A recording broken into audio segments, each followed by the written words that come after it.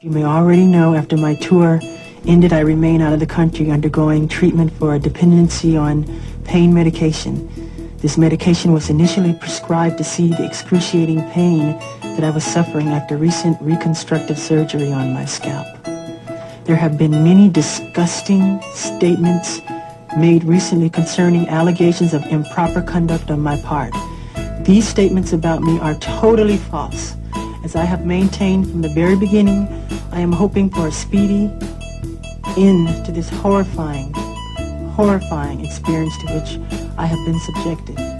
I shall not in this statement respond to all of the false allegations being made against me, since my lawyers have advised me that this is not the proper forum in which to do that. I will say that I am particularly upset by the handling of this mass matter by the incredible, terrible mass media.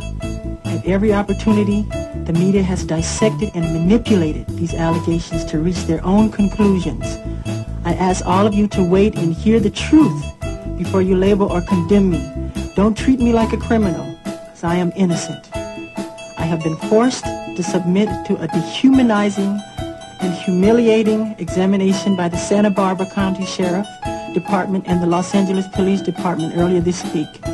They served a search warrant on me which allowed them to view and photograph my body, including my penis, my buttocks, my lower torso, thighs, and any other area that they wanted. They were supposedly looking for any discoloration, spotting, blotches, or other evidence of a skin color disorder called vitiligo, which I have previously spoken about. The warrant also directed me to cooperate in any examination of my body by their physician to determine the condition of my skin, including whether I have vitiligo or any other skin disorder. The warrant further stated that I had no right to refuse the examination or photographs, and if I failed to cooperate with them, they would introduce that refusal at any trial as an indication of my guilt. It was the most humiliating ordeal of my life, one that no person should ever have to suffer. And even after experiencing the indignity of this search, the parties involved were still not satisfied and wanted to take even more pictures. It was a nightmare, a horrifying nightmare. But if this is what I have to endure to prove my innocence, my complete innocence, so be it. Throughout my life, I have only tried to help thousands upon thousands of children to live happy lives. It brings tears to my eyes when I see any child who suffers. I am not guilty of these allegations, but if I am guilty of anything, it is of giving all that I have to give to help children all over the world. It is of loving children of all ages and races. It is of gaining sheer joy from seeing children with their innocent and smiling faces. It is of enjoying through them the childhood that I miss myself. If I am guilty of anything, it is of believing what God said about children. Suffer little children to come unto me, and forbid them not, for such is the kingdom of heaven. In no way do I think that I am God, but I do try to be God-like in my heart. I am totally innocent of any wrongdoing, and I know these terrible allegations will all be proven false. Again, to my friends and fans, thank you very much for all of your support. Together, we will see this through to the very end. I love you very much, and may God bless you all. I love you. Goodbye.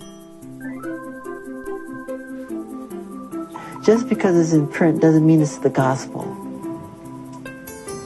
People write negative things because they feel that's what sells. Good news to them doesn't sell.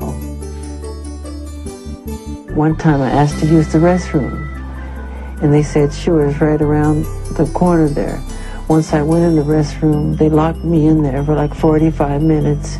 There was doo-doo, feces thrown all over the walls, the floor, the ceiling, and it stunk so bad. And one of the policemen came by the window and he made a sarcastic remark. He said, does it smell good enough for you in there? How do you like the smell? Is it good? And I just simply said, it's all right. It's okay. So I just sat there and waited. For 45 minutes? Yeah, for 45 minutes, about 45 minutes. And then one cop would come by and say, oh, you'll be out in a second. You'll be out in a second. Then there would be another 10 minutes added on, then another 15 minutes added on. They did this on purpose. And I'm going to quote here, why can't you share your bed? The most loving thing to do is to share your bed with someone. Yes.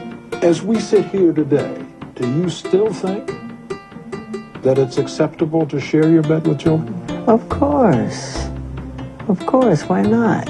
If you're going to be a pedophile, if you're going to be Jack the Ripper, if you're going to be a murderer, it's not a good idea. That I'm not.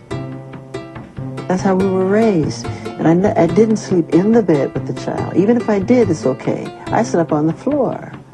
I gave the bed to the child. I would never stop helping and loving people the way Jesus said to. He said, continue to love, always love. Bring on the children, imitate the children. Not childish, but childlike. Well, what's wrong with sharing your bed? I didn't say I slept in the bed. Even if I did sleep in the bed, it's okay. I am not going to do anything sexual to a child. It's not where my heart is. I would slit my wrist first. I would never do anything like that. That's not Michael Jackson, I'm sorry. That's someone else. And how dare any of you people make fun of Michael Jackson? Leave him alone. He loves his monkey. He had sex with a few people who turned out to be under 13.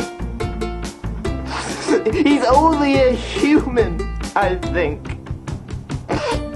You leave him alone. He's going through a hard time.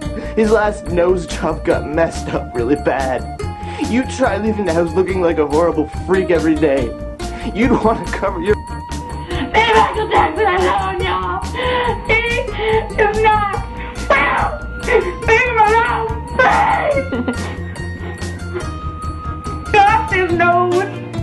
Got through a hard time! Leave him alone! Leave him alone! He got